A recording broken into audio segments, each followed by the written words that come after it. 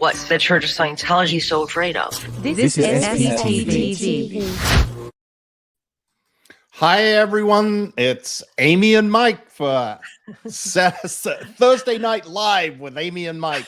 Hello, everyone. I want to talk this week about the topic of Scientology's witch trials. And the reason that I call it their witch trials is because, you know, I'm not sure if everybody is familiar, but the old system of determining whether someone was a witch was tying their right thumb to their left big toe and throwing them in the water. And if they floated, they were guilty. If they sank, they were innocent. And dead. And dead. Exactly. That's exactly right. Innocent and dead. I just got to say one thing about your thumbnail. Your thumbnail was so perfect for this video tonight. I know. I put that there sort of to attract attention too, because I want people to understand just how nutty, insane this whole situation is with respect to judges ordering plaintiffs to be sent to Scientology, quote, arbitration. And I always say, quote, arbitration, because in fact, there is no such thing in Scientology as arbitration. L. Ron Hubbard never mentioned the word anywhere. It is not in any policy. It isn't in the ethics book. There is no procedure for a arbitration. It was an invention of a lawyer who put it in a contract in the enrollment agreements. And in fact, that lawyer told me when he did it, I don't think this is ever going to stand up, but it'll probably discourage people from doing what they might otherwise do. So it'll be of value. And when the Garcias sued for return of their unused donations, and that was all they were asking for. They were not asking for money back for services that they had taken. They were asking for money back for unused services on account and monies that they had given to the IAS or the building fund or the ideal orgs or whatever, you know, organization thing it was that was given under false pretenses. Like, you need to buy the cross so that we can open the building. 10 years later, the building's still not open and 10 other people have been regged to pay for the cross. The Scientology response to that was to say, well, you signed enrollment agreements.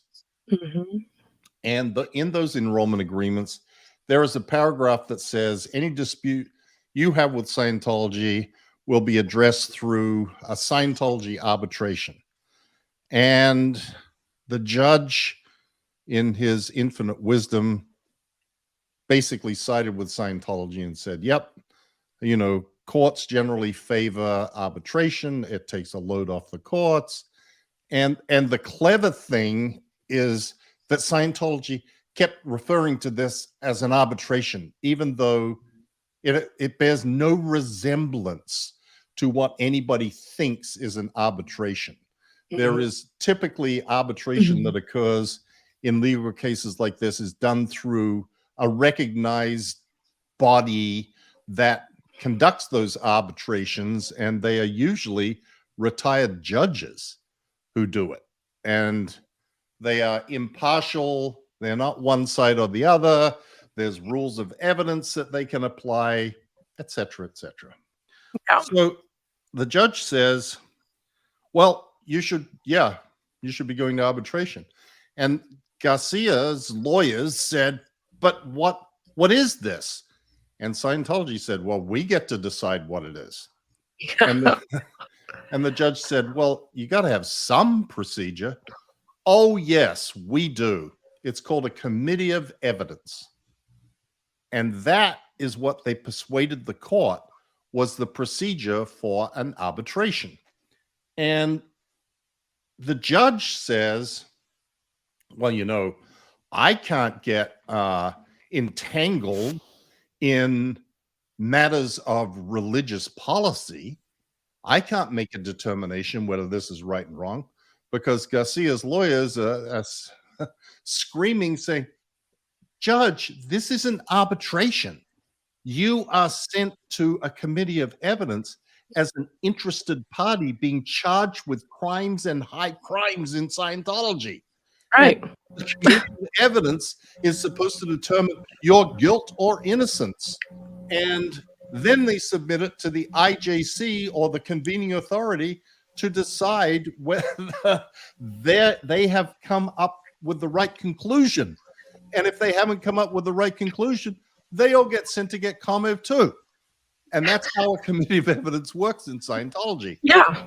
And he's like, well, you know, I don't think that that's really something that I can get into. And in any event, it got appealed. Ultimately, the Garcias went to this arbitration. They weren't allowed to bring witnesses. The, quote, arbitrators, the Scientologists in good standing, told them that their evidence was en theta, so they were rejecting it. They weren't allowed to put on evidence. They couldn't have a lawyer there. There was no record made of the proceeding. So they went back to the judge, and the judge said, well, seems like it's okay to me. So they appealed it to the 11th Circuit, and the 11th Circuit, in a 2-1 decision, 2 judges said, well, you know, the law as it stands favors arbitration, and we're supposed to take a very liberal view, and we're supposed to be in favor of arbitration because it frees up the courts, and we can't engage in getting involved in religious disputes, and we can't make the determination, and they overturned it. The judge who decided, on the other hand, said, this is crazy. And his great quote was, this is not arbitration. This is just arbitrary. They're just making up the rules as they go along. Exactly what they did. So now we confront the circumstance of the case of Laura and Gawain Baxter and Valeska Paris. And their circumstances are completely different than the Garcias. They were all children in the Sea Org. They signed Sea Org contracts when they were children. They were held against their will on the free winds. They were basically coerced into signing the things that they signed by threat of not being allowed off the ship. And you know, anybody who has been in the Sea Org understands the pressure that people are put under to comply with the rules and regulations and not, you know, ruffle any feathers. You know, it's a long, sad story of things that happen in the Sea Org, and particularly that happened to these 3 people. And once again, this short-sighted judge decided that, well, basically my hands are tied. The 11th Circuit has already ruled on Garcias, so that kind of binds me to what I can do. Even though the Garcias is a completely different set of circumstances. They didn't sign the same agreements even. It's like totally distinguishable, but he chose the route of, well, you know, there's nothing I can do. The law has already been set. And in fact, at the end of his ruling, ordering them to arbitration, he says, an uninterested observer reading the amended complaint would likely be surprised and shocked by the conduct alleged. But under existing law, plaintiffs are limited to seeking relief through arbitration within the Scientology organization itself, not through the courts. This is what the law appears to require, even where, as here, plaintiffs allege they were forced to sign the agreements, enforceable for 1 billion years, under duress. An uninterested observer might also find such a limitation on access to the courts to be surprising and shocking, but such a limitation appears to be required under governing law. This is a federal court judge.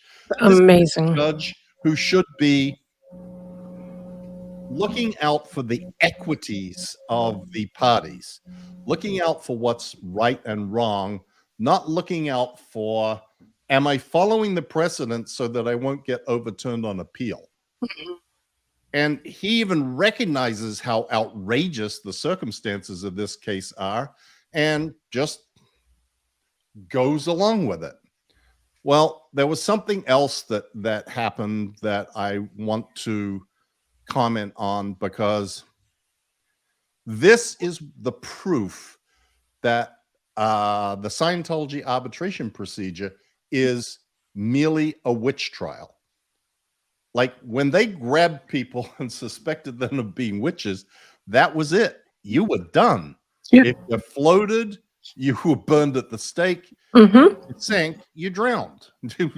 There was two alternatives to anybody who got caught in the witch trial routine. And that is exactly what happens in a Scientology, quote, arbitration. And we're going to talk about ComEvs in a minute, Amy. Yeah, for sure. Explain what that is and what Mhm. actually happens in the ComEv.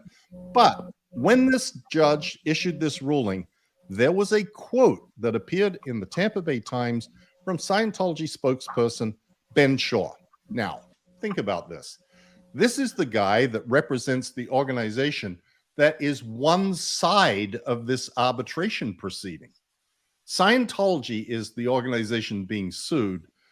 The Baxters and Valeska are the other side, the plaintiffs. Scientology claims, and claimed in the Garcia case, we can be totally impartial, Judge. Oh my God. Our people can be completely impartial. They are ethical, wonderful human beings who can be completely impartial. So here is the statement from the official spokesperson for the Church of Scientology, one of the parts of this arbitration proceeding that is upcoming. We won, Scientology spokesperson Ben Shaw said in a statement. This decision is another victory for the church. The judge has rejected plaintiffs bringing false and scurrilous allegations against the church. Really? Really? They came out and said that out loud? Like so brazenly, here you go, everybody. See, now it's in arbitration, so we won. Right. That is, to me, astonishing. It is astonishing that statement was made. It's not astonishing that they think that way. Of course they think that way. Of course they think that way. Yeah.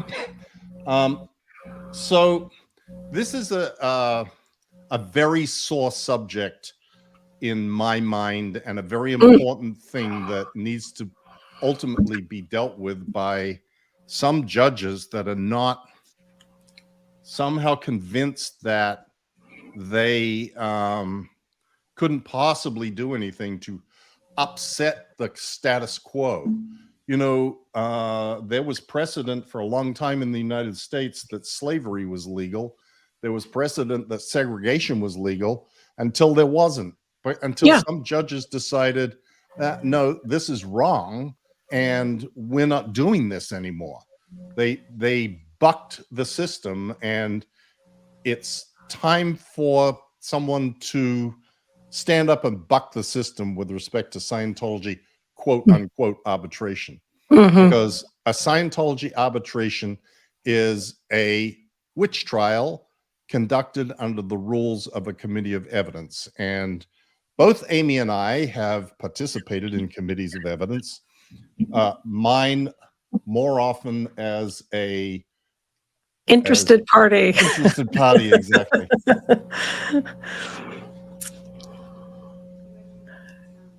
What's too loud? There is. I'm really low and Amy's really loud. I'm just Wow. being told. Wow. Many comments. Okay, let me check my audio. So My mic is fine. and my mic's, is it too far away from me that it's causing that? Oh my God, my microphone. It's like this $1 billion microphone. Amy is buzzing. Okay. It Let's see says. what I can do. Let's see what you can do. Let's oh, Push it a little further away from you. all of a sudden it went all the way up. I don't know why it did that. I should lock it. Now it's down. Now you're very soft. Okay, so can you hear me at this? I can hear you, but you're soft, like compared to how you were before. Okay, so what happened is all of a sudden the mic gain went all the way to the top, and I don't know why. I didn't touch it. How does that sound right now if I'm talking? It Does it sounds sounds good? fine to me, but Oh, I'll watch the comments. okay. Well, I'm putting a lock on it so it doesn't somehow change. So I hate that. Sorry. Both sound fine. Thank you, It's the Christy, for telling buzzing. me. Yeah. It's the I don't know. buzzing. You are low. It sounds fine. Amy, I don't know. Okay. Scientology has hacked you. That's what Diasuko-san said. Oh man. Anyway. All right. Sound thumbs up. Sounds good to me. Okay. We're carrying on. Okay. You know, let's talk a bit about what a committee of evidence actually consists of, Amy. I've been talking the whole time, so go for it. So committee of evidence is supposed to be the most severe form of justice within Scientology. And it's supposed, like when you search the admin dictionary, the administration dictionary of Scientology for committee of evidence, the search results are 354 times because it happens often. But so it's supposed to be an impartial body that's got it's ordered by a convening authority, so someone who's got the authority to do that, and the members of it are a chairman, a secretary, and at least 2 members, and all of those people are supposed to be have no stake in whether or not the person is guilty. Just by the way, Amy. Yeah. The Scientology arbitration has 3 members. Oh, so they Only. don't even. Oh, okay. And So, not a chairman, a secretary, and members. 3 equal members. So its construction doesn't match the construction of a committee of evidence, even though they're saying that it's just like that, right? Yeah, they follow the policy. They submitted the policy on the committees of evidence as here is the procedure for a Scientology arbitration. The whole thing just is so bad. Probably one of my biggest ever pet peeves is injustice. Oh, I mean, I just hate it. I've received it. I've like experienced it so bad, and it's my biggest pet peeve. And this thing about this arbitration just sets me on fire because no one can get justice, and these judges are lazy, in my opinion, for them to just wing it off to Scientology. You know, they're trying to get justice because of the psycho, cult that's doing, injustice. And no, you have to go back to that psycho cult to get, just like a witch. A lot of people have commented, and I have said often, how about the First Amendment rights of the individuals? Yeah. Like their right to not have to subject themselves to further Scientology procedures that are torture to them. Yeah. Yeah. How about that? Why isn't that? And this all goes back to he who has the most money in the civil litigation system creates the law. And for many, many years, the law has been created by the churches, not the people suing the churches, because the churches can afford the best lawyers and hire the most of them and generally end up winning. So all of the law is on the side of the churches and very little of it is on the side of the victims. Yeah. Yeah. Anyway, It's you just, were doing a great job before I interrupted you of describing what a committee of evidence is. oh, well, yeah. Well, so a committee of evidence is called, and so you get called in to sit face to face with all of these people, and they always have a recording machine, usually one of those old ones with the actual tape that they stick in there and push the two buttons Cassette to tape. record the cassette tape. And they record everything that you say. And in the Bill of Particulars, it's called the Bill of Particulars, it lists, when the committee of evidence is called, it lists all the crimes that you need to be confronted with. So it'll say high crimes, 1, 2, 3, 4, 5, crimes, 1, 2, 3, 4, 5, misdemeanors. And it lists everything out in this issue, and it's always put on goldenrod color paper and posted up and stuff like that. So everybody gets this in their in basket. You know that person is under a committee of evidence, and you see who's assigned to do it and what they're being COMEV'd for, the abbreviation that we used to say is COMEV.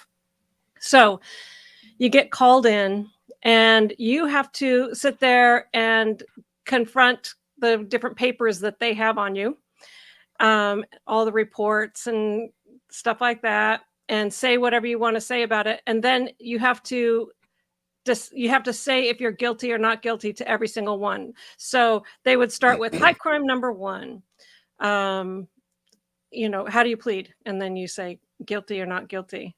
So usually, and then when they are done, they deliberate and decide. And usually when the COMEVs are issued, it says the interested party pleaded not guilty. The committee finds they're guilty. Oh, it is a foregone conclusion that if some person has gone to the trouble of drawing up a committee of evidence, you're toast. Mhm. It's just a matter of how toast you are. Right. How many things do they find you guilty of? Very commonly, it's all of it. And Mhm. then they write mitigating factors, and Yeah. whether you were contrite, whether you were willing to own up to your Cooperate. terrible things that you've done, whether you've started working on making up the damage or doing amends. Mhm. And COMEVs, when you get a COMEV in Scientology, you're in deep shit. Yeah. It's not, I'm happy I'm getting a COMEV because finally all the facts will come out. Yeah, justice is going to take place. No, they have the power to send you to the Rehabilitation Project Force, remove you from post, reduce your rank to swamper, anything that they want to do. So yeah, so what they do after they find you either guilty or not guilty of every single individual charge, then it has recommendations. So that's where they make this whole series of crap that you have to do. Like, you need to do 150 hours of amends. You need to do conditions from this and that. You need to, like, all these different things that you have to do in order to get back into good standing. Anyway. Yes. And then, contrary to the typical rules of arbitration, the findings and recommendations must be submitted and approved by the convening authority. Mhm. And in the case of the quote arbitration that has occurred for the Garcias, they had to be submitted to the International Justice Chief. And the International Justice Chief decides whether the committee, or in this case, the arbitrators, have done their job properly. And if he decides the arbitrators haven't done their job properly, he disbands them and gives them their own committee of evidence. Oh, wonderful. And creates a new committee. Until it's the results are what Scientology wants. Exactly right. Exactly right. And, if you've been in the Sea Org for long enough, you've certainly had your share of committees of evidence. I mean, I don't know anybody that was in the Sea Org for more than 10 years that didn't have a COMEV. I must have had 20 of them. With me though, they just went straight to the RPF. I know I had a couple of those too, Amy. Commodore's messengers have the power, authority, or whatever to send somebody straight to the RPF. So a lot of times people use that authority to skip the red tape of justice. Oh, by the way, I want to read what Scientology's Admin Dictionary says under justice, definition number 1. Oh yeah, this will be good. It says the action of the group against the individual when he has failed to get his own ethics in. And I think that's fascinating that that's the definition of justice for Scientology, is the action of the group against an individual who failed to get his ethics in. And they are the ones who say what is good or what's not good, what's in ethics, what's bad, out ethics. Absolutely right. So you think you're going to get justice there? No, definitely not. To what, like, as your time in the Sea Org goes on, I remember the last ComEv I had. I got ComEv when we were in the hole. Oh, come on now. You're already in the hole. What else is going to... You were already declared suppressive in the hole. Exactly. So I walked in and they're sitting at the big conference table and it's Jenny and Angie. Like Miscavige put all of the attack dogs, big wig attack dogs on the committee of evidence. Okay. Here's the charge. We're going to read you the charges. And I just sort of sat there and looked at him. Okay. How do you plead? Guilty to everything. Okay. Do you have anything to say in your defense? No, no point. You don't have anything to say. You're not cooperating with this committee. You're being a, what do they call me? Probably a victim. Defiant negative. Okay. Said, yep, that Holy would be shiftless. me. Holy, Yep, that's that what would, you. holy remember, shiftless, yeah, defiant holy negative, whatever. Yeah. Yep, that would be me. Do what you like. What are you going to do to me? Right. Like I'm in the SEOG and I'm a declared SP. Mm-hmm. I'm in the hole, which is worse than the RPF. Sleeping on the floor. Sleeping on the floor. What are you going to do? Throw me out? Okay. Let's go. I'm ready. Let's hit the road. And that was sort of the, I don't know, really the end of the road as far as my willingness to participate. Mm-hmm. It would just, okay, nothing that we are doing here is accomplishing anything. Mm-mm. The only thing at that point that I was willing to participate in was something that was outside the hole, like go deal with the BBC, because I thought that might have a chance of sort of restoring me to normalcy. Mm-hmm. Yeah. Although ultimately that was what ended up getting me to escape altogether. Yeah. But yeah. Thank God. I was totally done by that point. Yeah. It just, everything seemed like just a complete waste of time. Mm-hmm. It was. Exactly. I mean, that's the realization that everybody in the Sea Org ultimately needs to have. Yeah. Everything you are doing, and all staff members, and in fact, all Scientologists, everything that you are doing is a complete waste of time. It is. Somebody made this comment on one of my videos or whatever, saying, clear the planet. I mean, they can't even clear a cul-de-sac. And I think that's just so true. Like one block, just clear all the people it's just, they're just so, oh God, they just pump themselves up so much when they have really absolutely no reach and no expansion, Yeah, that, it's very diluted inside the bubble. Mm-hmm. It is a delusory world of people telling one another what each of them wants to hear, and it's like a echo chamber. Oh, we're doing so great. Oh yeah, we really are. It's so good to hear from you that we're doing great, because I'm telling everybody else that we're doing great, and everybody else is telling me we're doing great. If I walk into the org, I can see we're not doing great, but that's just our org. Everywhere else is doing great, so we're really doing great.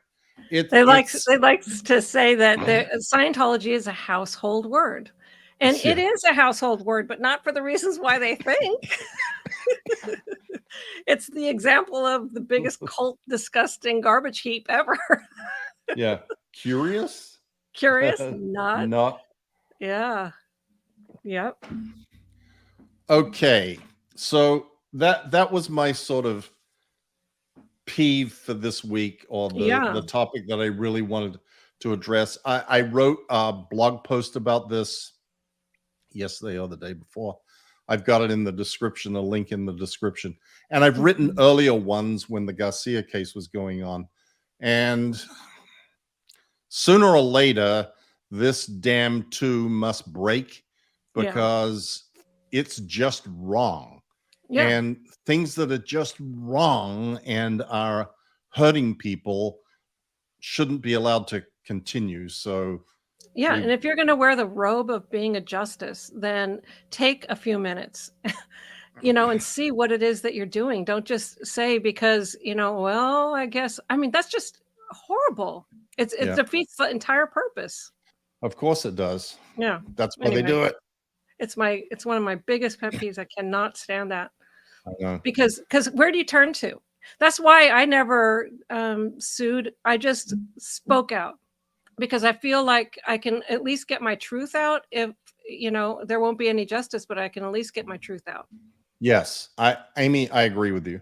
I have long said that the best arena to fight Scientology is the arena of public opinion, because the legal arena is rigged to he who has the most money.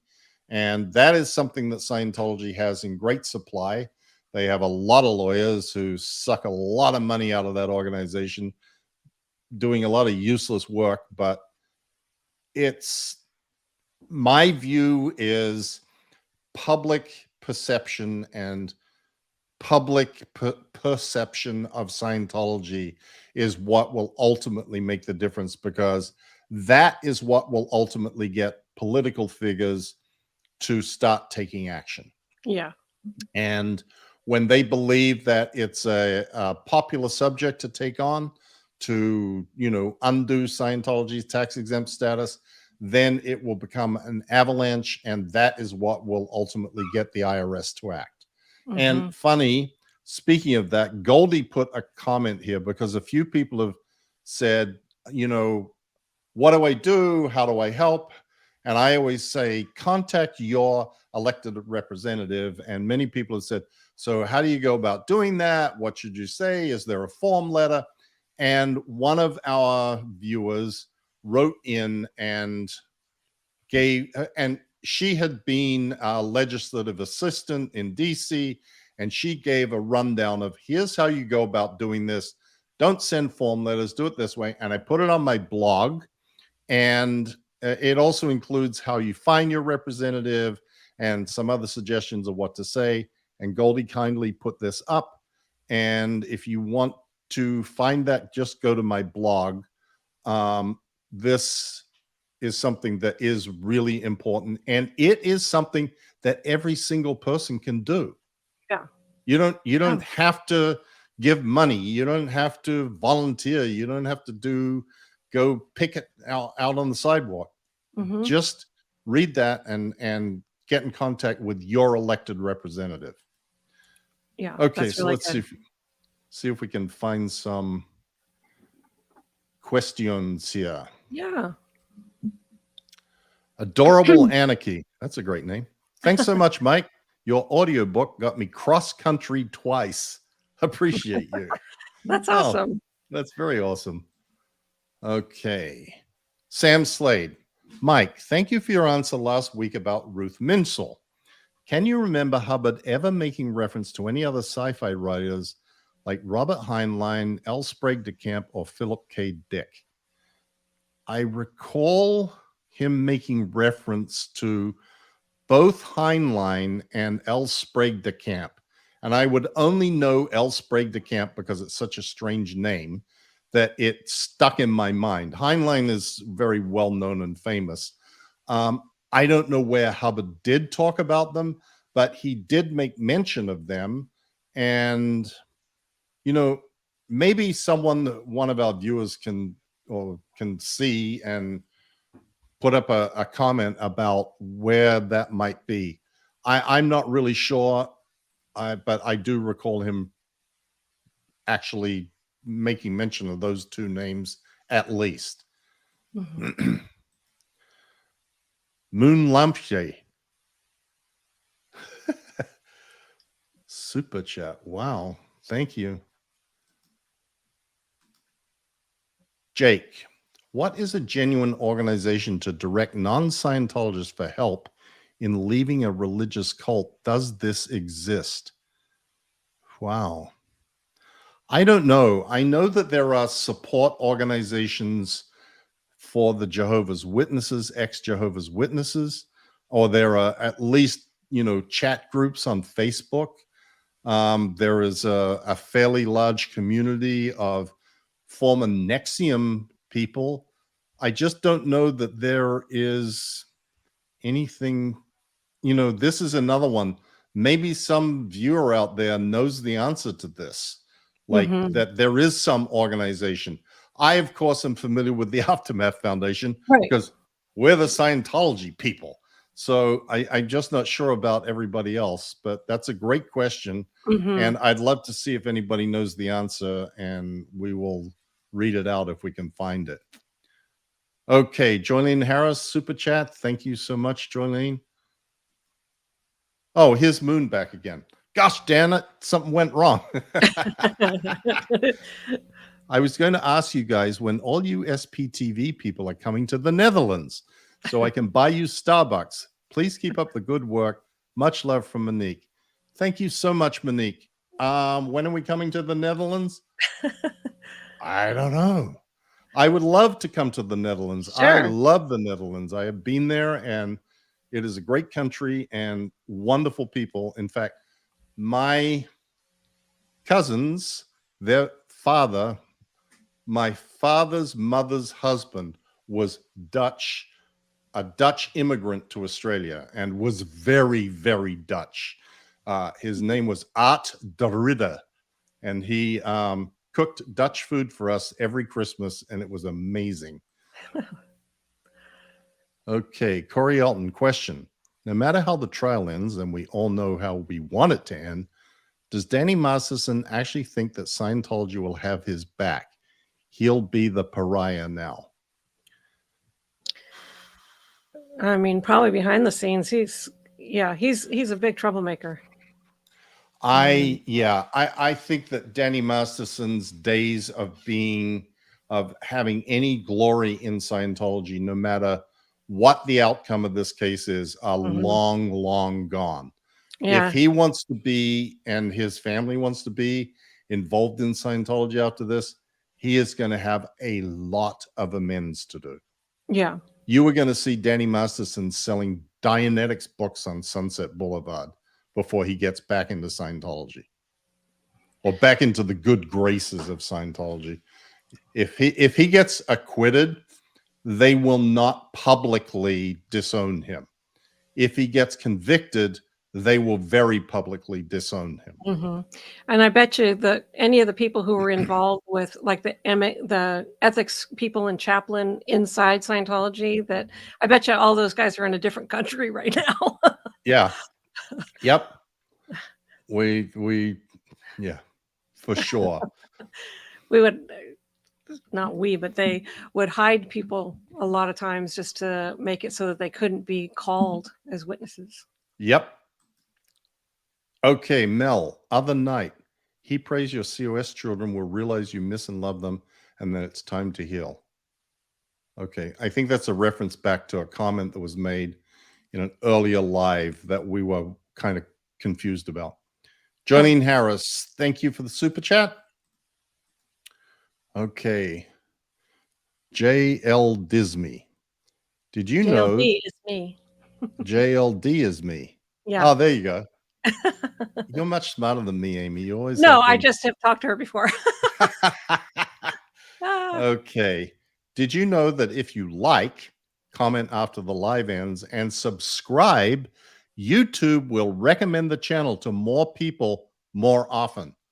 Yeah. Thank you. That is great, great advice. Yes, Everybody, it is. like, comment, and subscribe. And watch the video on both channels at the same time.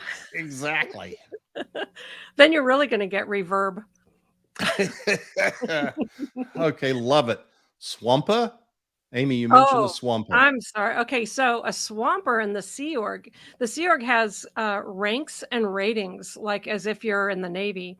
And so somebody with no rank or rating is a swamper, and it's usually like a deckhand, person that's kind of Swamping the new. Yeah, who's new to the Sea Org. And, after you start earning some stripes, you go up the different ratings until you get your rank. And then they also have brevet ranks, which is your post comes with a title. Like in the Watchdog Committee, you're automatically a commander. So you walk around with 3 stripes, even though your actual, I was a commander I was in WDC for like 11 or 12 years or whatever. And so I was a commander, but my actual rank was ensign. And so but so if I went to a committee of evidence, they would have made me a swamper. Yeah, well, I was a lieutenant junior grade until I wasn't. Then Yeah, I was, I was up and up down. and down and, no rank, no nothing. Captain, commander, whatever. Yeah, you were captain. I remember that. Yep, I was for a while. Okay. Question, Mike, were you ever in the RPF or just the whole? Oh, no, I was in the RPF. I was assigned to the RPF by L. Ron Hubbard himself and sent off from Gold, where I was the chief officer, CMO International, and holding like 5 or 6 WDC posts, and sent to the RPF in PAC, in Big Blue. And it was, I mean, the RPF, the RPF is terrible. Heaven compared. But it was heaven. Mhm. I slept like 7 hours a night in the RPF. Like that was like luxury. And it didn't matter. I was sleeping on concrete or whatever. It didn't matter. I was cleaning the shit in Rat's Alley. It didn't matter. It was like, oh, Thank God you were out of there, off that property. but I don't mean to imply that the RPF is a good thing. No, by comparison to the torture you were going through. I know. Matt was on the RPF with you then. Yes, he was. Yeah, that was 84 or something like that. Yeah. 83 or something And like that. you know who the RPF IC was at that time? Yeah, Roach Donahue. No, I mean, Rochelle. Dendu. Yeah, Dendu is what I meant. Rochelle Dendu. I know because Who's I got commented here. I know. That's why I say I know her, because she assigned me to the RPF with Me with too. with her husband, Bill Dendu. We were twins because I didn't handle him on being J&D, which is the Joker and Degrader. And he used to be a comedian. So try to stop him from being a Joker and Degrader. I know. It's not even used to be. He always was and always will be. Yeah, that was his personality. Yep. Denver Stevo. Hi, Amy and Mike. Love this Thursday PM program. The two of you have a great chemistry, and I love the deep look into Scientology. Why is it that the law prefers arbitration? Oh, that's a great question, Steve, but it is a simple answer because it takes cases out of the judge's responsibility and shuffles them off to someone else to deal with. There isn't a judge in the United States that isn't overloaded with many, many more cases than they can deal with. If you have ever been into a courtroom and, sat in there for the proceedings, particularly in state court as opposed to federal court, you'll see these judges and they have like 30 different cases that they're going to hear that morning. Motions in 30 different cases, and they have to try and keep up with all these things, and it's just kind of insane. The whole system is insane, but the idea that you can dish things off to retired judges or these organizations that are set up to conduct these arbitrations is very appealing to courts. And this is what the Judge Barber said in the Baxter case. Well, you know, the law is we're supposed to make very, very liberal interpretations of being on the side of sending things to arbitration. You know, even if it seems like it probably doesn't belong there, we should shuffle it off there because we don't want to start creating the precedent that people who agreed to do arbitration can now renege on their agreement and then come and burden us with their problems. Mm-hmm. That's about the size of it. Yeah. Mariposa Rican. Hi, Mike and Amy. I love you both very much. Do you still have vivid nightmares of still being in COS? And do you have any good funny stories? Air hug. Okay, well, fortunately, I don't really have nightmares about it anymore. I wrote about that at the end of my book. Somehow that got it out of my system. It just did. And I used to have nightmares 2 or 3 times a week that I was back stuck at gold again. Mm-hmm. Mm-hmm. And that I couldn't get out. And now I don't have them. Amy? I still have them. Yeah. And there's the usual players in there. David Miscavige is in there. Jenny Lindsay is always in there.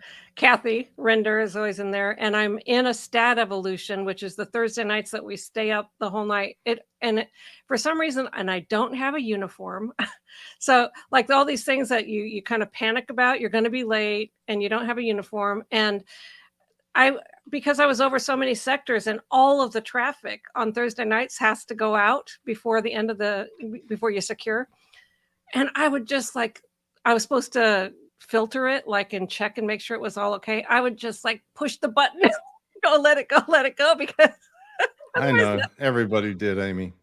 Anyway, and so I would just have mountains of stuff to have to go through. And so that's what I still dream about. And I think it was a little bit better since I wrote my book, but my book ends when my mom and I were disconnected. And so much has happened since then in terms of fair game tactics and, things like that.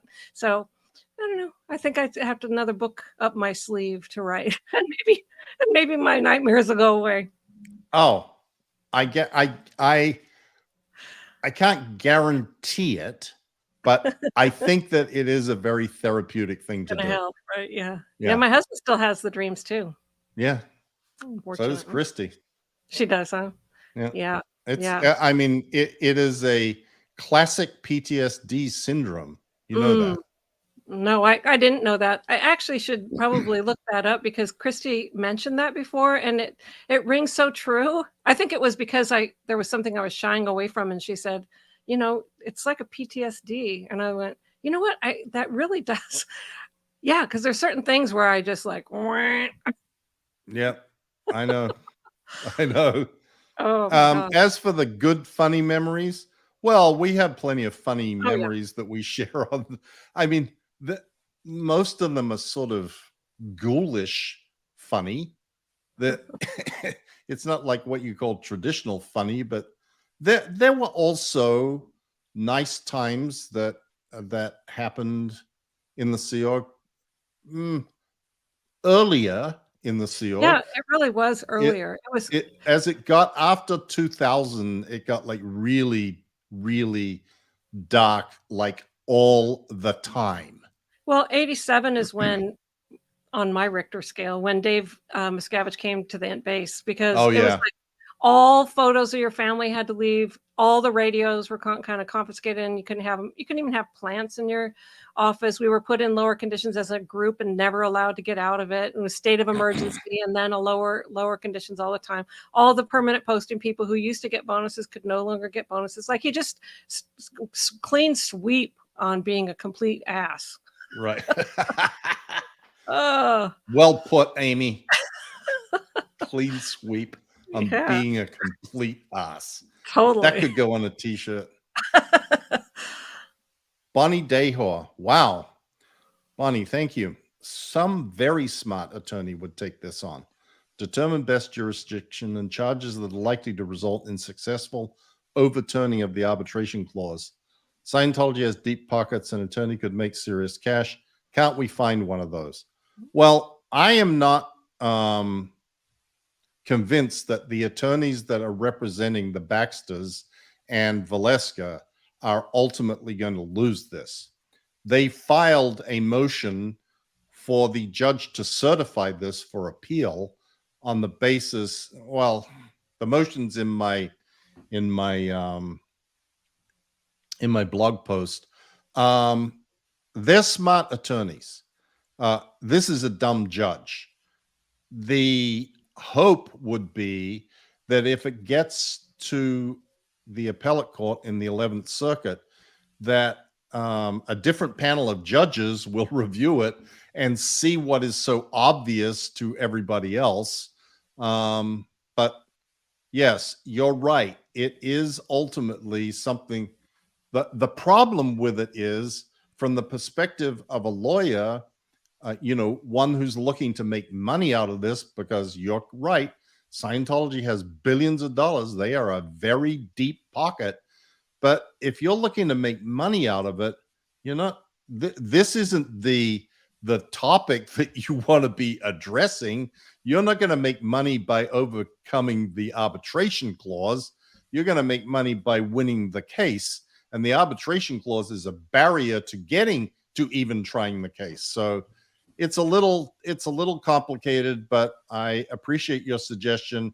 And the more people who are thinking about this, the more likely there is that it is going to be resolved the way that it should be resolved. Yes. Can I bring up one real quick? Okay, I'm showing Sorry, it. Go ahead. So because it's we were talking about the RPF. RPF, yes. And so you're right, Rochelle. Sorry. Yeah, Rochelle said I was, for us dummies in the RPF, we didn't know the difference. Everybody outside the RPF was like, you were in charge. Sir. Oh, you were totally in charge. And you had authority. So that, to me, you were in charge. But that's interesting. I went from there straight up to gold. So yeah, you were in there working on getting people off that program. People can be stuck on the RPF for years. Yeah. Thank you for what you did to help people.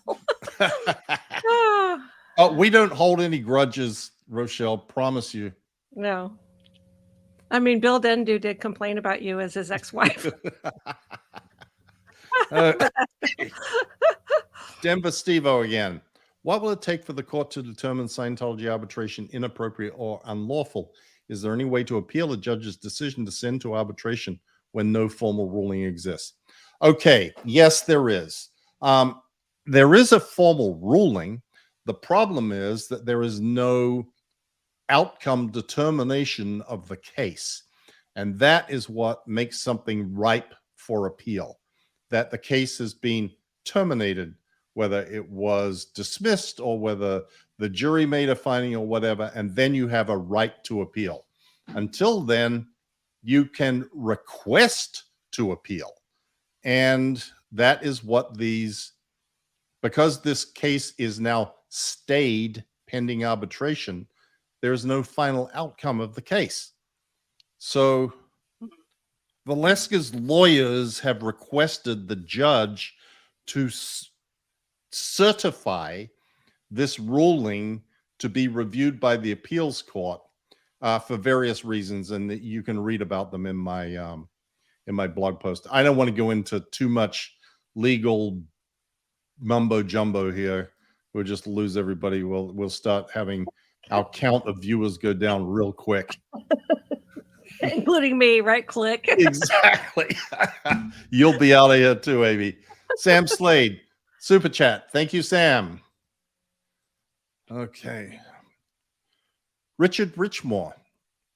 Look at that funny little symbol. I've never seen that symbol before. I'm in the Philippines. Oh, wow. Okay. I wonder how much that is. It looks big. It does. I didn't even know what the currency is in the Philippines, honestly. Yeah. I'm still waiting for my bobblehead in the Philippines. I'm a Christian and nobody shames, destroys me if I leave or say not good things. How do people in Scientology justify or accept this belief? Great question. Amy, this one's for you. Well, Scientology thinks it's the only answer to salvage mankind. So if you do anything against it, you're evil and you're destroying man's only hope. And so if if you're going to be out here tainting the world, like speaking out against Scientology, you're a big time enemy. So everything is justified on taking apart those type of people and suppressing them and trying to intimidate them into silence and things like that. Because if they, number one, it's L. Ron Hubbard's policy, and they follow L. Ron Hubbard policy supposedly to the letter. And number two, if it's your only salvation, and this is just a blip in the entirety of eternity. So if you have some people, what did LRH call it? Dogs barking at your heels, or the heels of, or the tires. Yeah, yapping at the heels. Tires of the fire engine. Yes. And squish them, because they're impeding man's salvation.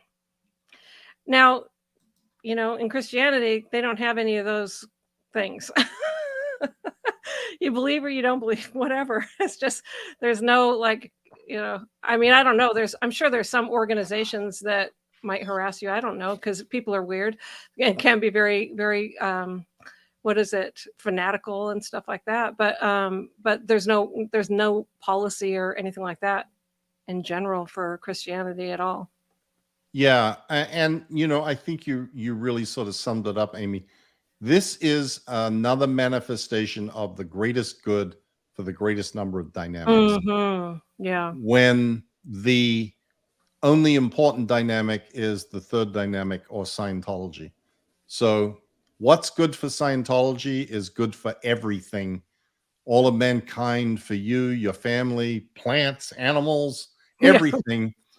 And so therefore, if someone is seeking to impede or stop man's only road to total freedom, it is not a bad thing to stop that.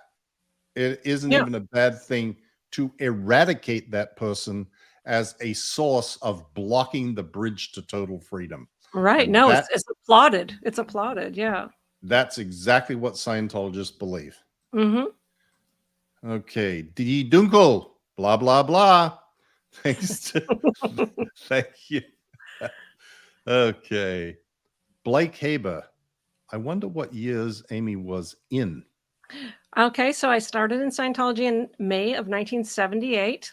And I joined the Sea Org on Halloween of 1979, and I left on the 1st of March 2005.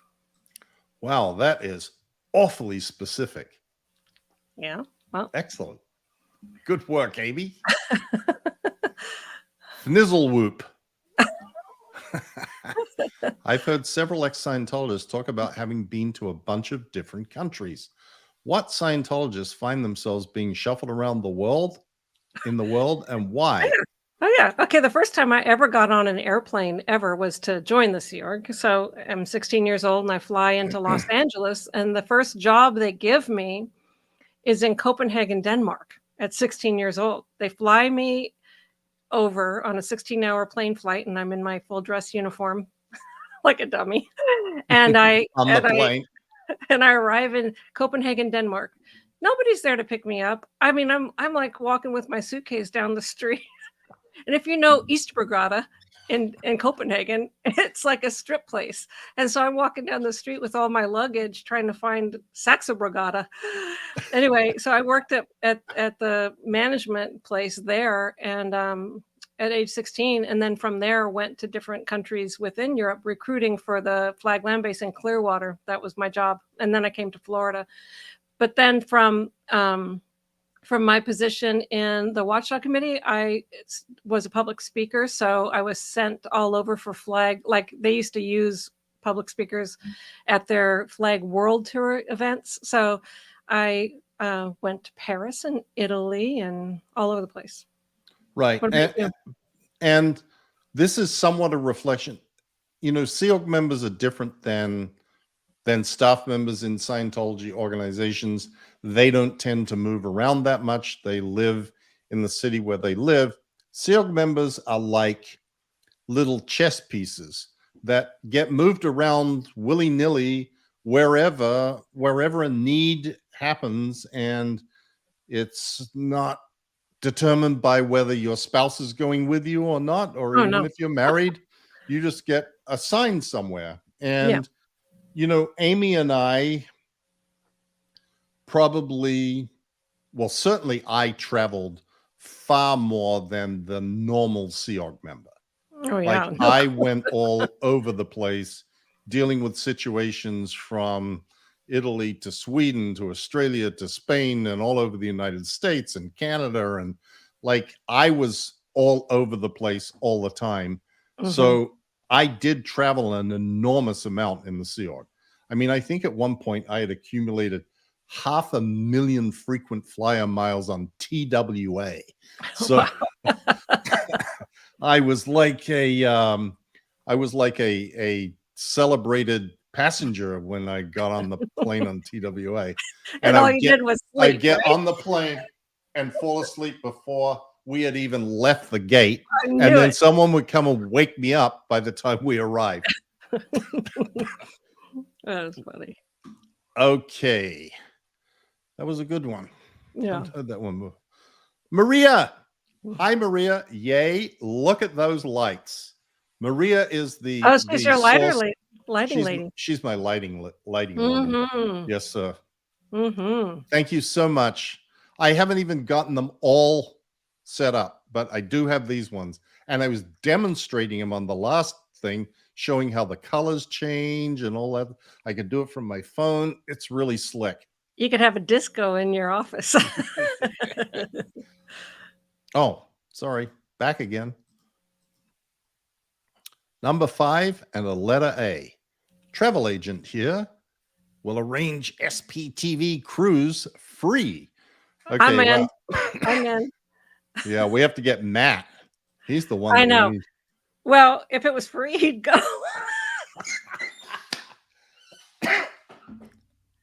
I'd get him on it. Maybe it would be a river cruise. No, Yeah. she just means she'll do the arrangements for free. She won't charge us. She's not paying for everybody to go for free. Now that would be something. Yeah. Sylvia Grass, question. So does the person in a comment get to make a statement or ask questions? Can they be their own lawyer? What are the talking restrictions? So does Amy? a person in a comment get to make a statement? Yeah. They don't really ask questions. They because what are you asking? You're being talked at and you're being shown evidence against you. So you read the evidence and you might want to say, you could say something like, that's not true. This is what really happened. And they go, and maybe take a note of it. But, they're supposed to investigate. They're supposed to be a fact-finding body empowered to investigate matters of a severe nature. So they're supposed to be fact-finding, so you should be able to communicate. But a lot of times it's just, somebody's pissed at you and writes a comment, and you're just going through the procedures to get punished. And honestly, they are trying to find the facts that support the charges that have been leveled against you. That's what they're really trying to do. And can you be your own lawyer? You're the only lawyer you've got. Yeah. You're not allowed to bring a lawyer. You can't have anybody advocate for you. No. You can't have anybody do anything on your behalf. You just sit there like a deer in the headlights waiting to be run over. And the committee also decides who might be a witness that they want to call in an interview, but it's not usually with you there, which really is great. Right. Lisa Shane, much love from the middle of nowhere, Ohio. Hi, Lisa. I'm addicted to SPTV. Keep up the good fight. You are all inspiring. Hi, Osa. I love people when people say that. Yeah. Thank you, Lisa. Andy Fabulous. I'll send a letter to my congressman as well as my state and federal senators with an attachment of the show you did, Mike, about all the different properties owned by COS for LR8. That's wasted tax dollars. Ah, wonderful. That's a great, great idea. By the way, I realized there is another property that CST owns that they have never publicly promoted. You know, you see the Camelback House and the L. Ron Hubbard office in Fitzroy Street in London and the DC original founding church.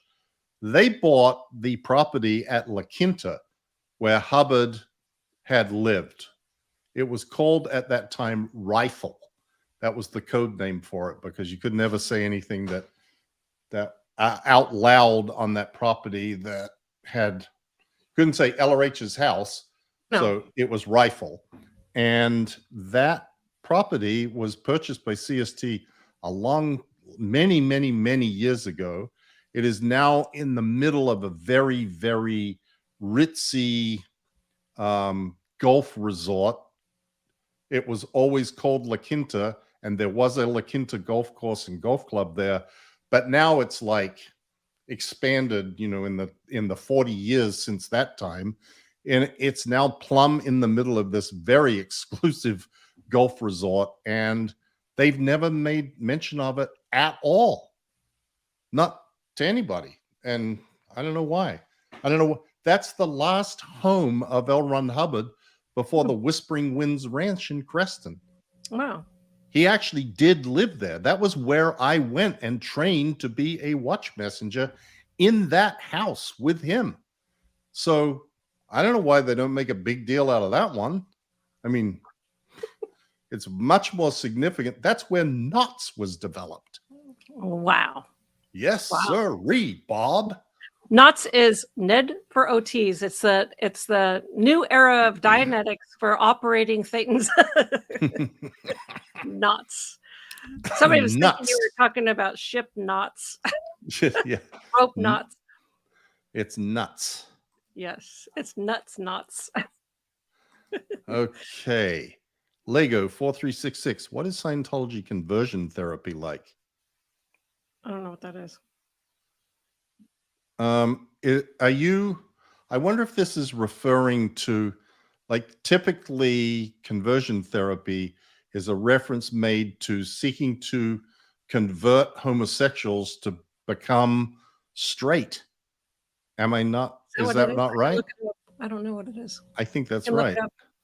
I'll look And up what is conversion therapy. that is something that Scientology thinks it's going to accomplish.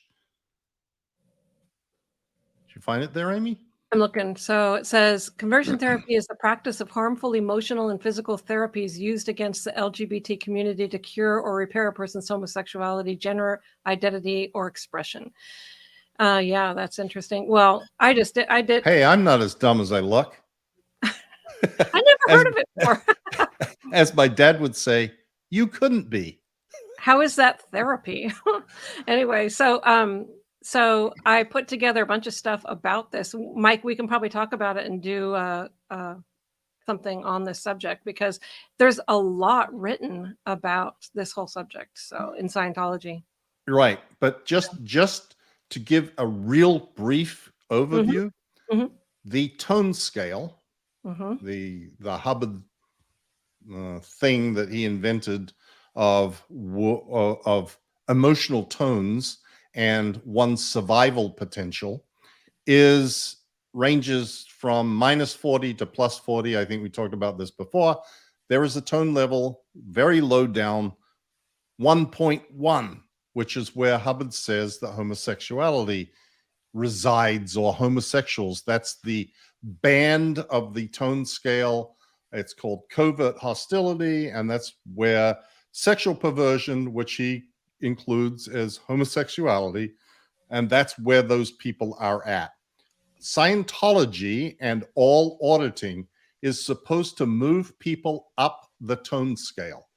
And the theory in Scientology is by auditing people, you will move them up to the tone scale to higher levels of awareness and survival.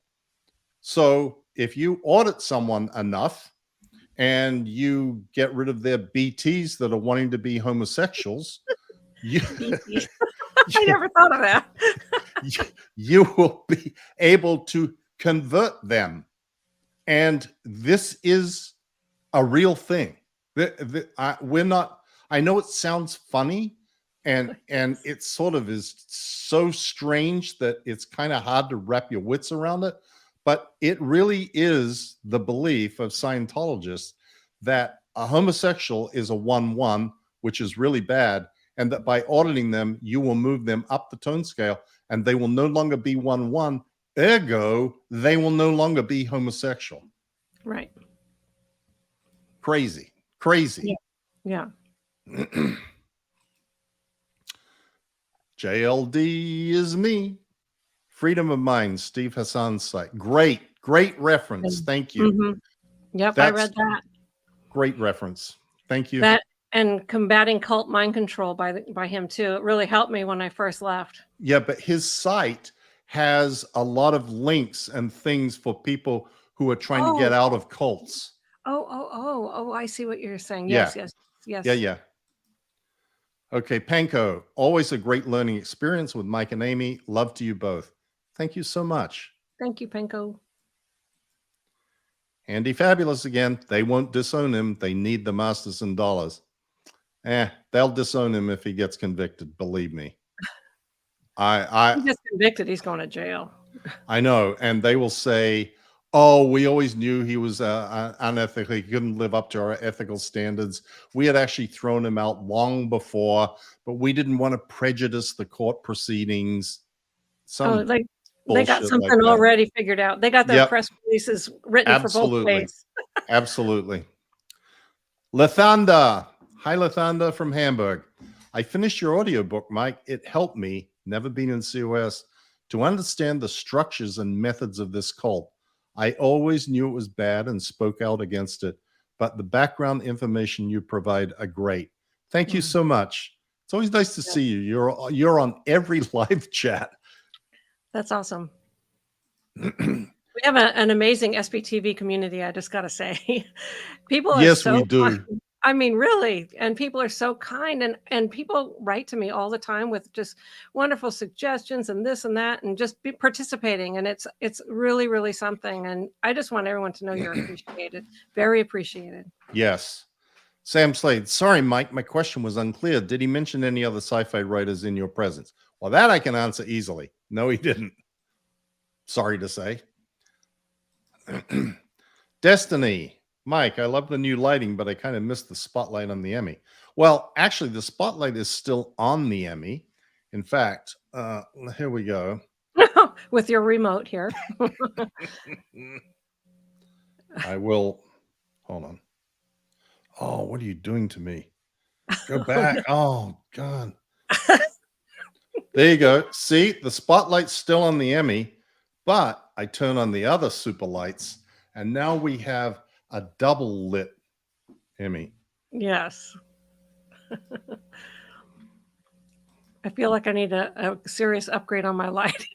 When I'm next to you and all of your fanciness. D. Dunkel, Mike and Amy, thanks for Expo's Scientology cult. Many similarities with JW's Disconnection Disfellowship. Mm-hmm. Would you be cool if you joint host with Scientology JW podcast? Yeah, I wouldn't mind doing that. Yeah, I'd happily do that. I mean, I'm very good friends with Lloyd, and he does a podcast, and I'm sure that we could organize that at some point. Yeah. Angel Hugger. Question, Mike Rinder and Amy Scobee, would you please tell us about the Seog wood shops? I think it's a punishment. How do you get a sign? What do they make? Where's that stuff used or sold?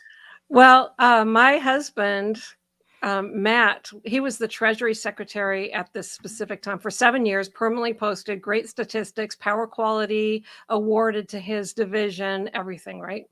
He was the secretary in charge of all the finances at the Flag Land Base, which was millions of dollars a week.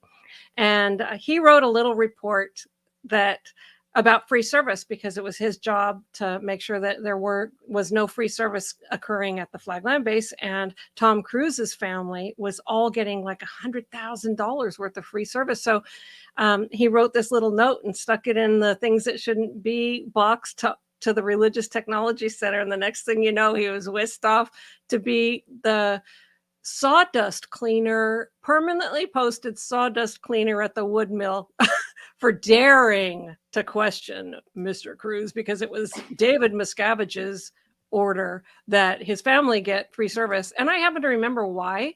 It was because of what was it?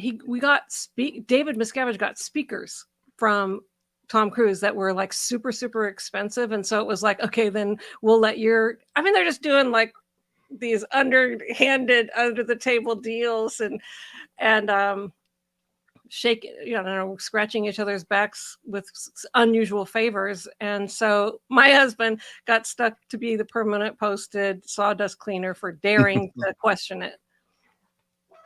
The question about what do they, and yes, it is a punishment place. Like Ben Shaw was in this damn furniture shop in Clearwater for a long time after some flap that happened. Now he's back making stupid statements that are written by David Miscavige. But what they make there is they make like auditor tables and things that are needed. They're not sold. It's for internal use. Yeah, they're renovations. And those people are pretty competent. I mean, one thing about Sea Org members, you give them a piece of wood, a hammer, and a nail, and they can make almost anything. They're very, very creative and inventive. And actually, those wood shops have some pretty decent equipment in them. Yeah, they do. They make pretty decent stuff. Mm-hmm. Greg Watkins, Mike, finished your book on a flight. The man next to me said he had a niece who got involved in COS 2 years ago and out. I told him about Aftermath Foundation and ended up giving him your book. Oh, nice. Love your channel. Wow, what a great story. Thanks, Greg. Yeah, good awesome. job, man. Yeah. Omatan Blackguard, Judge Olmedo may be the one to inspire other judges. Stop fearing the feeble cult and stand up for common sense. Hear, hear. Love the Amy and Mike dynamic.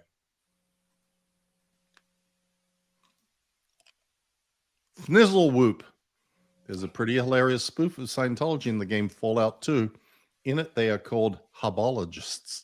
Oh, gosh. And there's a Tom Cruise-inspired character who does adult flicks. Oh, that's Any funny. of you ever collected a list of Scientology spoofs? No, but these days, there are a lot. Is there? A lot. Yep. That's funny. Mike, I have a gift for you. Where do I send it? Write to me on my blog. You can just click on my blog and say whatever it says. Contact me, something like that. Yeah. And you can send me an email and I'll tell you where to send it. Not that my address is any big secret, like everybody in the world knows it, and certainly Scientology knows it. But hey, Amy and Mike correction. Oh, there you go. We did that one. No. Oh, yeah, we did. Yeah. Lathanda, again, arbitration is a great concept if done properly. Exactly. COS perverted the procedure and they should be stopped. Mike, please consider reading more books. Your voice is perfect for audiobooks. My voice isn't that great right at the minute, as you may hear. It's a little hoarse, but thank you. Rachel Harmon, I'm so glad you made this live start earlier. Old. Yeah, me too. Me and Amy are old too. Amy's not as old as me, but we're old people. I'm getting there. Well, you'll never catch me. That's right. How Fnizzlehoot. Wow. How was the whole Xenon Panusis story handled within Scientology? Were any of you personally involved in that? How did DM react when the nuts were temporarily made public documents in Sweden? Oh, he shit himself. The whole story of Xenon Panusis and the Swedish parliament and the OT materials was handled very, very exclusively by RTC. Even though I was the CO OSA int at the time and was dealing with the OT materials on the internet in the US, that whole business of what was going on with the Swedish parliament was kept contained within RTC. Warren McShane and a few other people in RTC dealt with that. So I don't really have a lot of details or specifics about it. I just remember it was a serious fight. You know, Amy, OT3 was put into the record of the Swedish parliament, accessible. Sweden is a very liberal, open society. So if it's in the parliamentary record or in the files of the parliament, anybody in the country has access to it, guaranteed access to it. Oh my gosh. It was like, oh my God, that was all hell broke loose. Huge flap. It's the entire job of the Religious Technology Center to safeguard the technology of Scientology. Like it's their job. And it was so funny to come out of Scientology and to see the OT3 materials written in a magazine at the checkout stand in Safeway. And Fred Myers, we were like, Matt and I are looking at each other like, oh my God. Flunk, Dave. How times have changed. Rochelle, Mike, and Amy, I have nothing but admiration and love for the two of you. Comment, rebuild, Dendo, LMAO. Thank you so much. Grant Cardone. Oh, thanks, Grant. Glad you showed up. $5 is a little cheap from you, Grant. I'm thinking. Ideal plaintiff might be ex-SEOG brought to U.S. in shady way, who signed contract with arbitration clause in English despite limited English proficiency.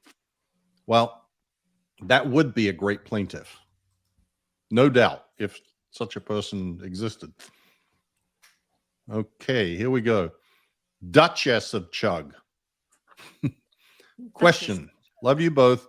Could you explain the IJC? It was mentioned at recent trial, but only quickly, and it seems like the end of the road for COS internal crimes. Okay. You want to take this, Amy?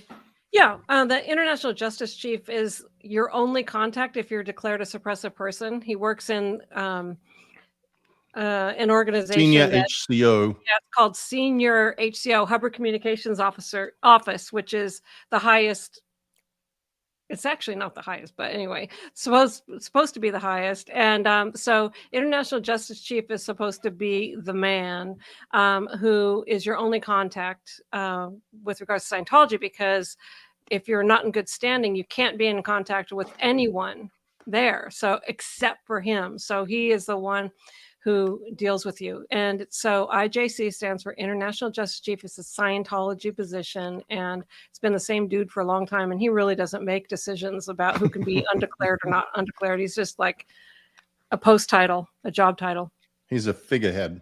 He is, in theory, the most senior official on the subject of justice, ethics and justice in Scientology. Mm-hmm. Except he really isn't. No, he is literally just a placeholder. Yeah. He is a name and a fat man on a bicycle who is kept out as sort of the front man to absorb the attacks and upsets and whatever. He couldn't decide whether, if his shoelaces were tied correctly without checking with OSA if it was something important, and RTC if it was something really important.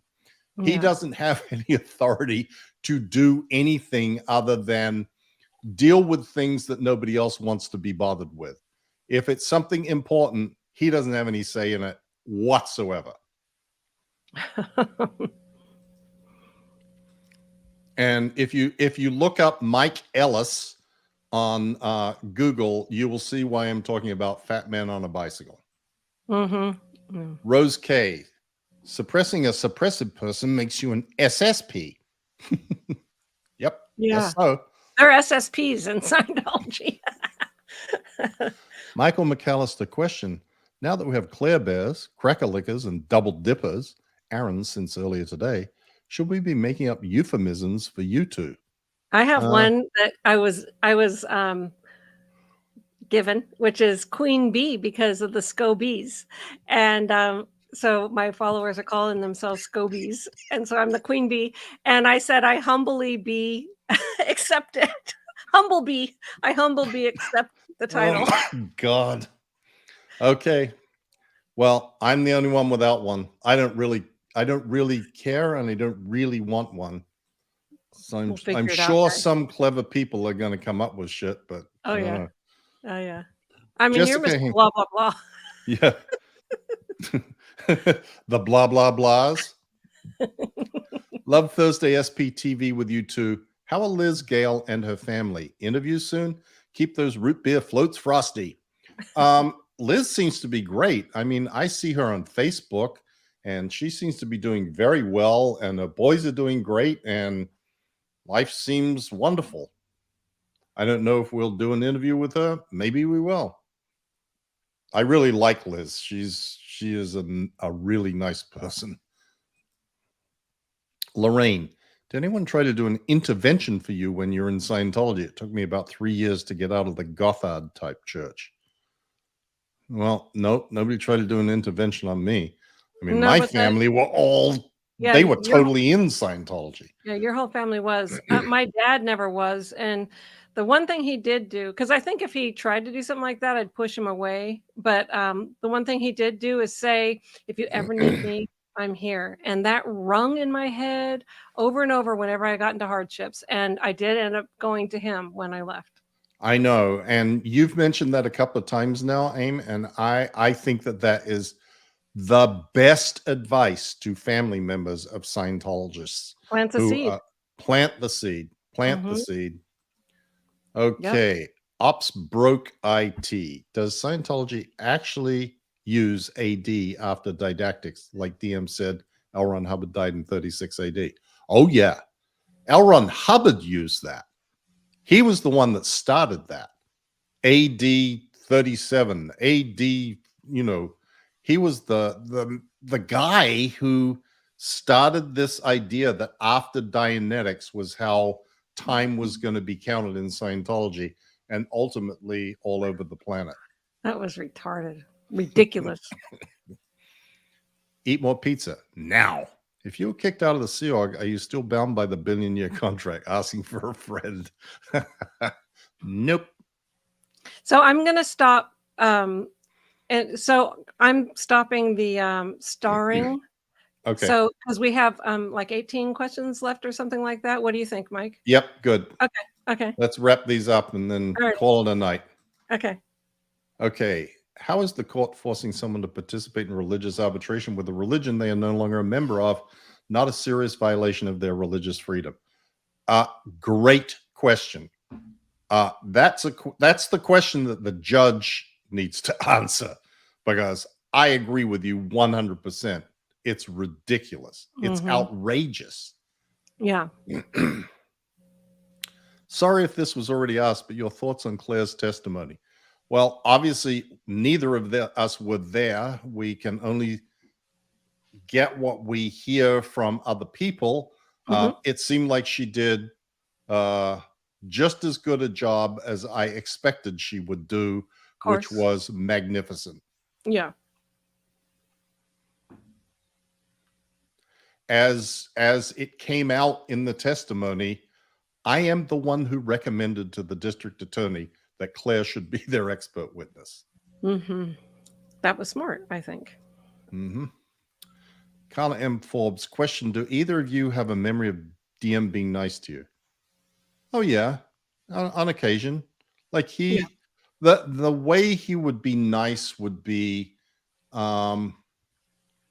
it was always manipulative. He would be nice to you to demonstrate to other people that they were somehow inferior. Like when he was complimentary, the compliments were always designed to make other people think, oh my God, I'm not living up to standards, or, oh my God, I'm not doing my job properly. When he would be, socially friendly because I spent a lot of time with him, particularly in Clearwater. And it was Marty Rathman, me, Dave, and Shelley. We ate every meal together. We worked in the same office together for like 2 years, all day, every day. And, you know, he'd come in and want to watch a Flyers game or the Eagles or something, and we'd sit and shoot the shit. And he was kind of normal and social, but that lasted as long as the whim took him and whatever other circumstances may come up. It wasn't anything that had any permanence to it.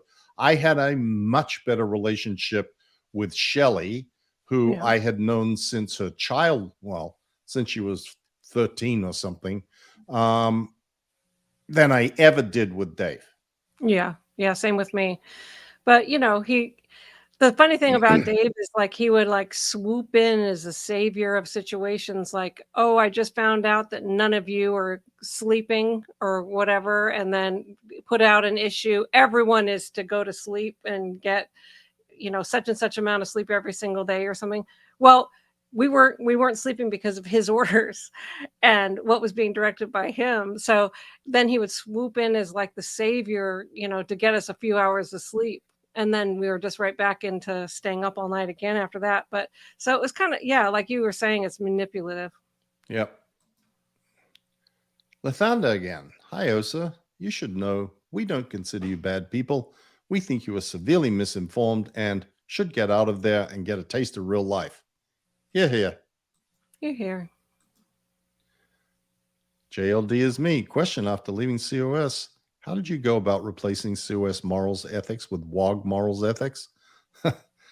Well, the answer for me is I replaced Scientology morals and ethics with my own idea of I'm going to do what I believe is the right thing to do.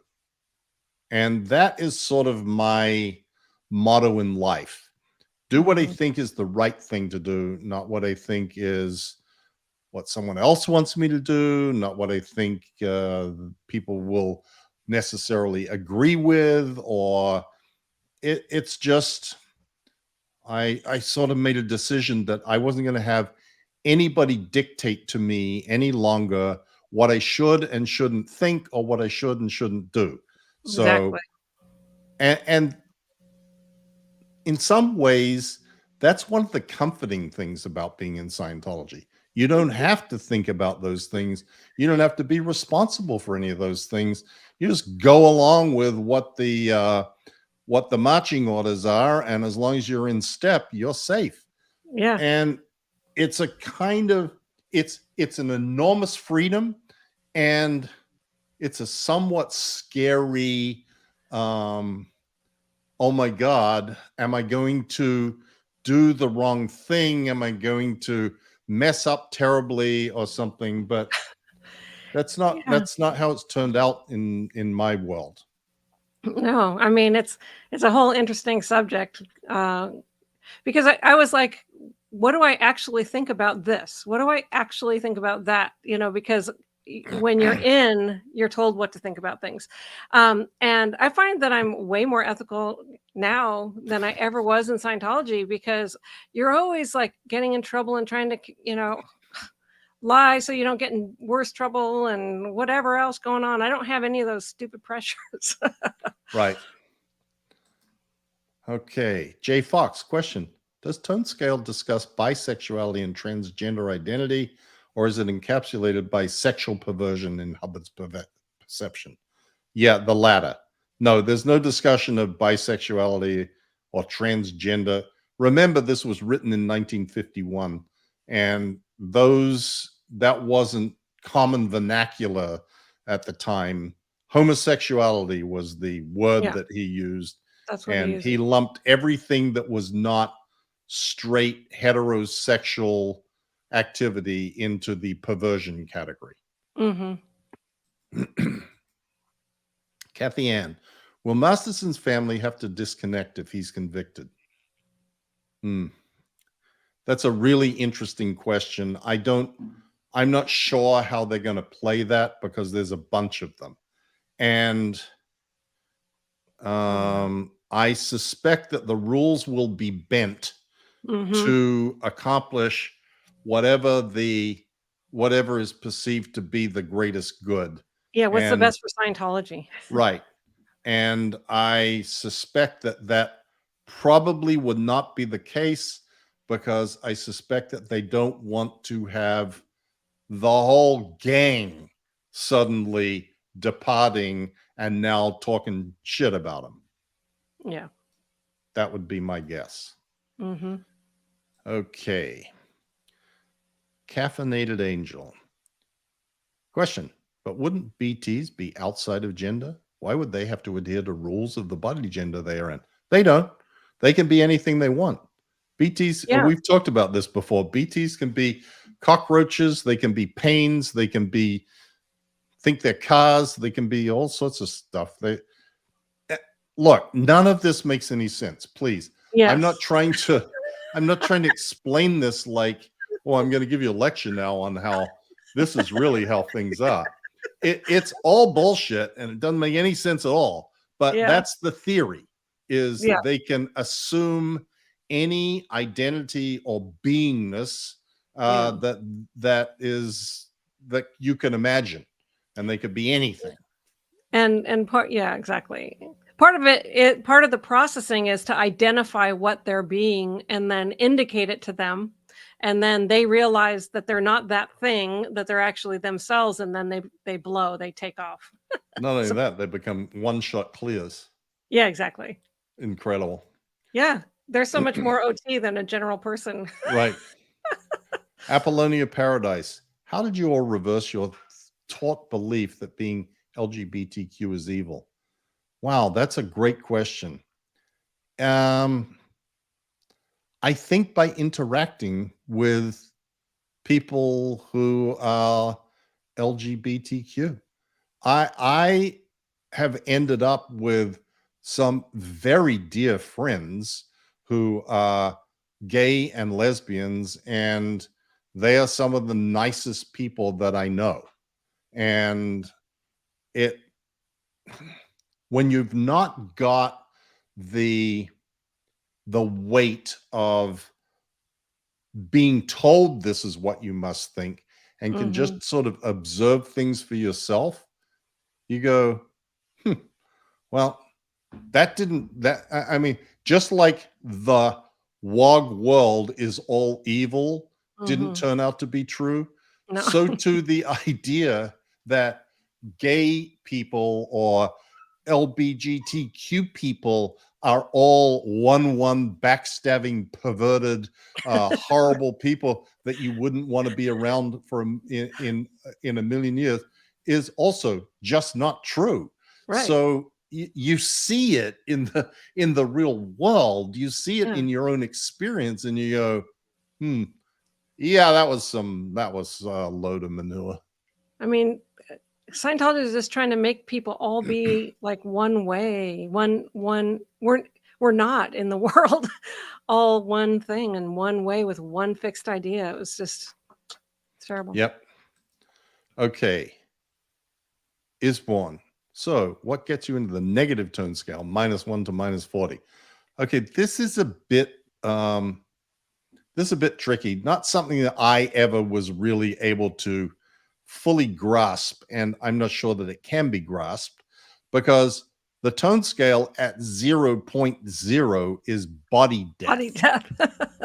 So below 0.0 is not is the tone levels not attached to bodies, and I don't know how that works, honestly.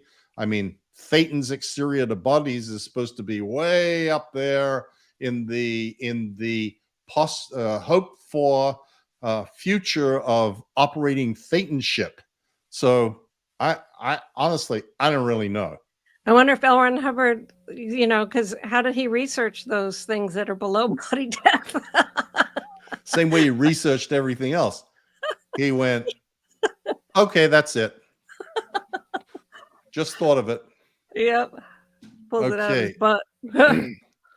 Sean, let's say COS loses tax exemption for whatever reason. Would Mickey Witz lose his position? Would he be the next one scrubbing pots in the cafeteria? Oh, no. No. He will maintain his position in Scientology until the day he dies. Mhm. Nobody is going to unseat him. The only way that he would be unseated was if he got criminally prosecuted and went to prison like Mary Sue Hubbard did. Mhm. I mean, Right. he ain't going anywhere otherwise. Yeah. Amanda Mangles. I have been following an AA run for years, and now it's so great to have you, both of you, to watch. I look forward to any night that has SPTV. I'm addicted. Oh, Thank good. you, Amanda. We do our best. We do our best to entertain the world. Yes. Question, Mike. You have quite the Scientology book collection. What made you still collect the materials after leaving? Anything you don't have, thanks to both of you. What made me collect them was I wanted to have the actual materials that were written by Hubbard available to use to basically demonstrate or be able to provide to people, whether it's media or lawyers or people doing podcasts or anything, what really is said. Because one of the crazy things about Scientology is there is all this stuff that L. Ron Hubbard wrote that you can get your hands on, and it says exactly what it is that they do. And so when they're claiming, oh, we don't do fair game, you can literally pull out what L. Ron Hubbard says you're supposed to do and watch them in action and match up their actions to what the things that Hubbard said are to be done. And that's pretty compelling evidence that all is not, there's something rotten in Denmark. Yeah. That this stuff really is going on. And when you have the documents to support that, it makes it even more credible. And that's why I have them. And what you see behind you is nothing compared to what he has. He's got so much stuff. I know. I'm looking over on the other side, and there's all like a shelf bigger than this with tech balls and PC balls and all sorts of stuff. All kinds of stuff. What I did when I left is anything that said Scientology went into the dumpster. But interestingly, people still send me things. Like the other day, someone sent me this amazing book.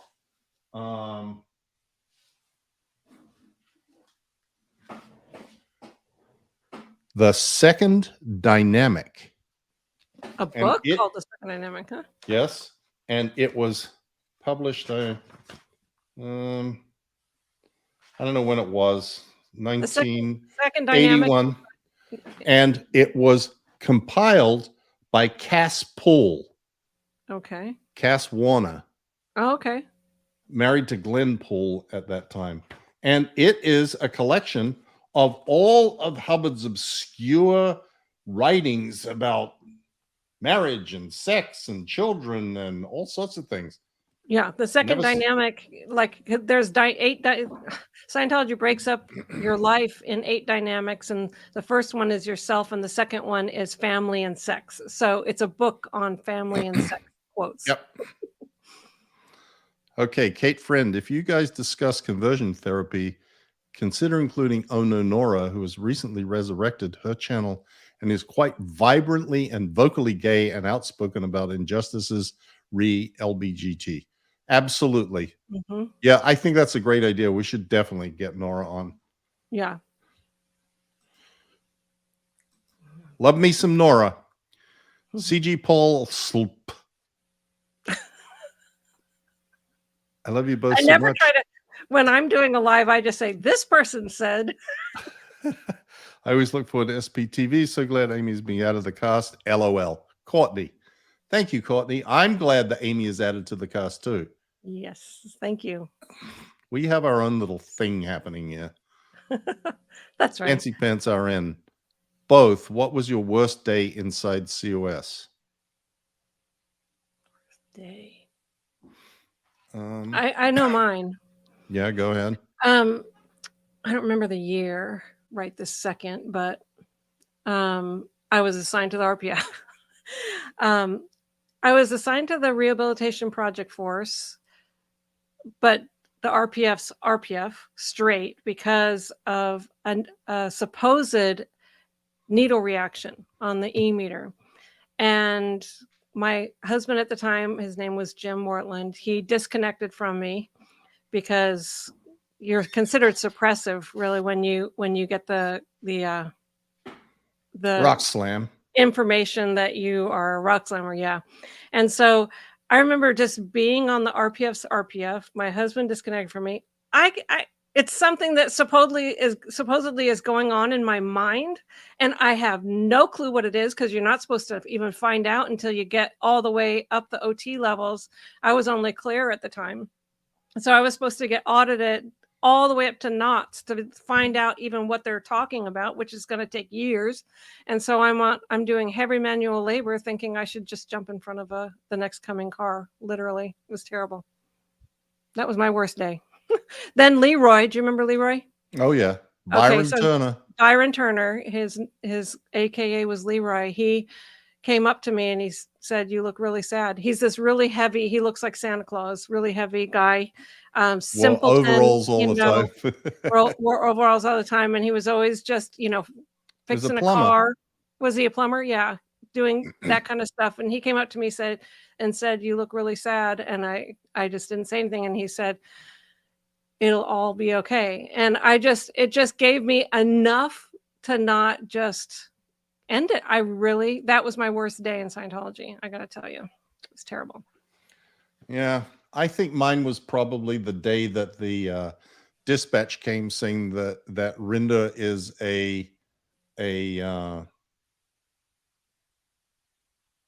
has got unhandled evil purposes and destructive intentions from L. Ron Hubbard.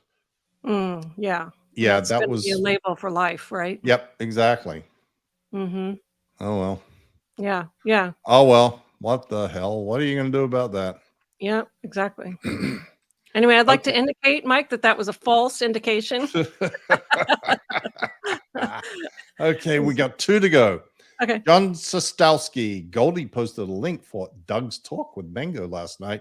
I clicked on it thinking Mango was Amy's dog. LOL. Well, Mango is Amy's dog. That's right. I right. don't know if Doug talked to Mango. Who's I Doug? found a dog I wanted to get today, and Matt said no. I said, "You don't control me." Yeah, but I do control the house. I So, know. Yeah. Okay, last one. Rural SD Lawyer, 2 of my favorite SPTV correspondents. Thank you for the educational and fun chats. Well, you are very welcome.